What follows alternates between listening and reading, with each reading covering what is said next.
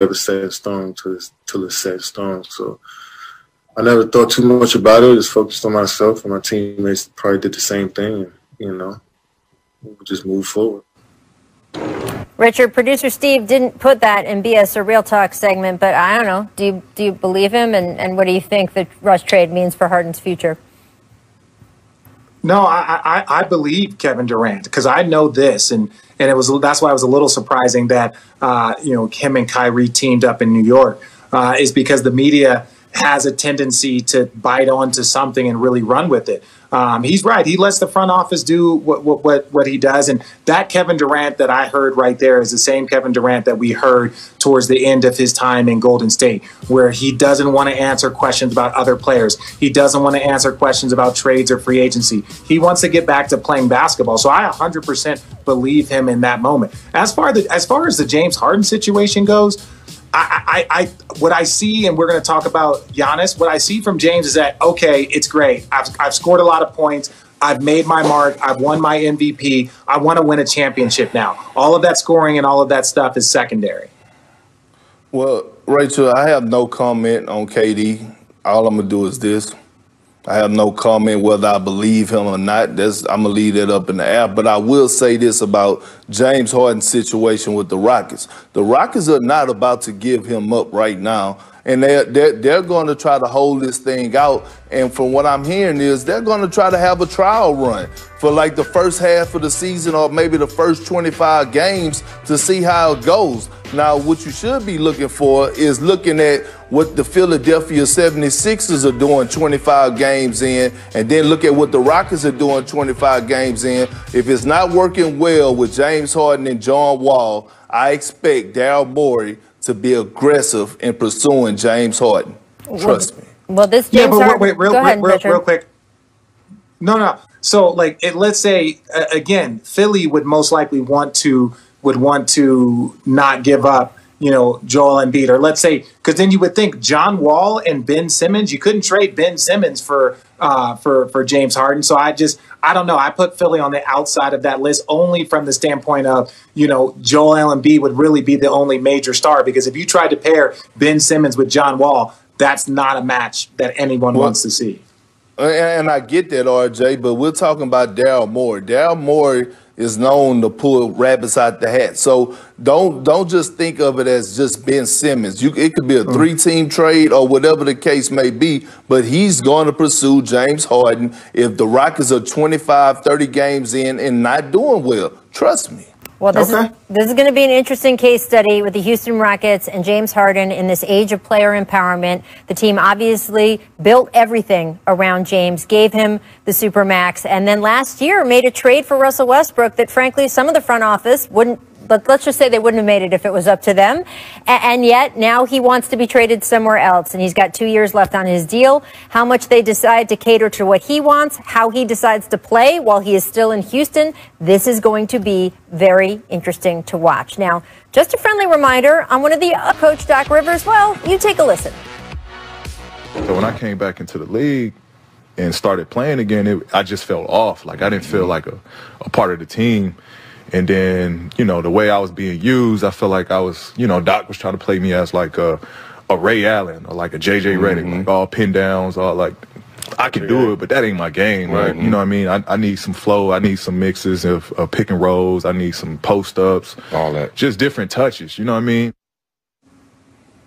All right, Perk, is PG saying that Doc didn't play him in the right spots? BS or real talk? I can't tell what your answer is. It's just hard to see where you're going here. That's it? You know what, Rachel? That's BS. Matter of fact, that's a bunch of BS. And it was a coward move by Paul George by blaming Doc Rivers for his lack of productivity and not being accountable for him not showing up on the basketball court. Because of anybody who watched the Clippers play this season and in the bubble know that Paul George wasn't just coming off of pin downs, that he had the ball in his hands. He was able to run pick and rolls. He was able to get post-ups. Do you know this past season when Paul George had the ball in his hands, it was the most ever that he ran pick and rolls with the ball in his hands in his career. And by the way, he told another lie.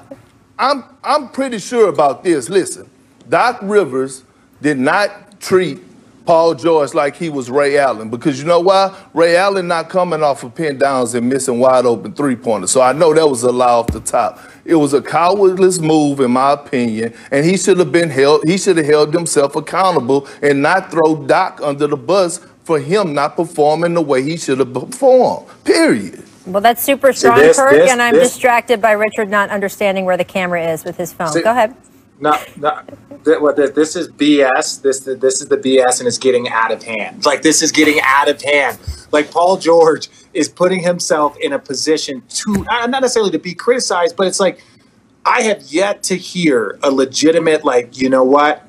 I need to be better. I heard him say that during the postseason, and he actually corrected himself. You saw he had some really good games after struggling a little bit. He was open about struggling in the bubble. And people have given Paul George, I don't want to say a pass, because he's one of the more talented players. He's one of the best two-way players in this league. He is the reason why one of the reasons why that they picked, I picked him to win the championship. But when you start criticizing your coach on the way out, you could easily have just said, hey, look, you know what? It didn't work out. There were some things that, there was some rhythm things. But to call out pick and rolls, and then people go to the stats and say, wait, you played more pick and roll here than you ever did, and a higher percentage of plays, that just shows that, like, look, at the end of the day, do I believe Paul George believes this? Yes. I believe that Paul George believes that it was Doc Rivers' fault. But ultimately, Perk and I both know this. When you're a superstar, when you have your own signature shoe from Nike, you're one of 5 guys with a signature shoe by Nike. Those things aren't just given out. Those are given out to the elite of the elite of the elite. You can't shoot shots off the side of the backboard in the fourth quarter after being up 3-1 in double digits in every single game. You can't talk about the coach and the rhythm and the pick and rolls. You can't do that. Well, you guys both talked about the numbers. Here they are. We can show them. And you're right, Perk. This was a career high for him. Plays where he finished in the pick and roll, 33%. So the numbers are just the numbers there, right? Now, organizationally, and I'm not talking about specifics with Paul George, organizationally, clearly, the Clippers as a whole, at least in some part, felt that Doc Rivers had blame in what happened last season because he's the one they got rid of. So that's how you know that they held him accountable, but also sometimes the coach is the easiest one to change. I think sometimes conversations like this happen when there's too much time in an offseason. I'm not sure how this managed to happen in a short offseason, but the bottom line for Paul George or anyone else on that Clippers team is that they have to be accountable this coming season. And I think the only thing that they have in their advantage on that score is if the expectations were very high going into last season. Richard, you said you picked them, right, to win a title? I don't think those expectations are that high this season, right? I mean, you guys aren't picking them as your favorite to win the title, so they can only beat them, right?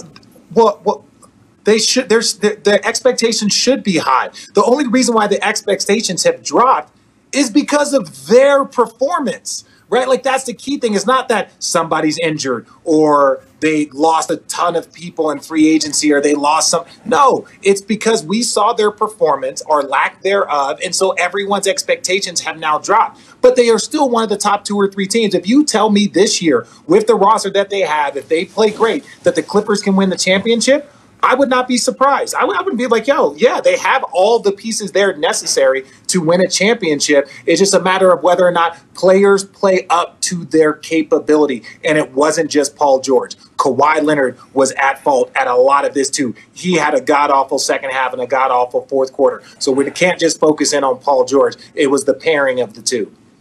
And you know what's crazy is that some of my old coaches like Doc Rivers and Sam Cassell, some of my older brothers, my family from the Celtics, even Ty Lue would call me and Coach Rex, and say, Perk, you got the Lakers to winning the championship. That's how you feel? And I was like, yeah. For one of my many reasons is I didn't trust Paul George, and not in the crucial moments. From his history, even when you go back to Oklahoma City, I remember one game in particular. It was a closeout game in Utah, and he went, 2 for 15 from the field while Russ dropped 45. And after that, I saw his body language, and I could see it in his eyes, and I told him all season, I don't trust Paul George, and this is the reason why. Well, look, as someone who worked sidelines for some of his games in Indiana where they went toe-to-toe with LeBron, I know that Paul George has it in him. I am interested to see what happens this coming season. When challenged, What do you do? All right, next up, let's talk about Damian Lillard. We know what he does when he's challenged. He joined hip-hop legend Fat Joe for an IG Live conversation, and he was asked about the bubble.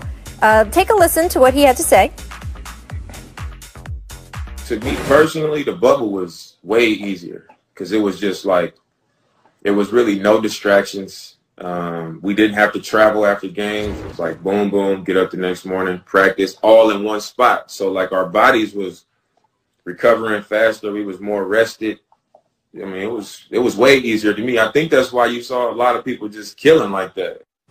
All right, guys, I want to see your emojis on both of you. What do you got? Ooh, some real talk. Give it to me, Perk. Why?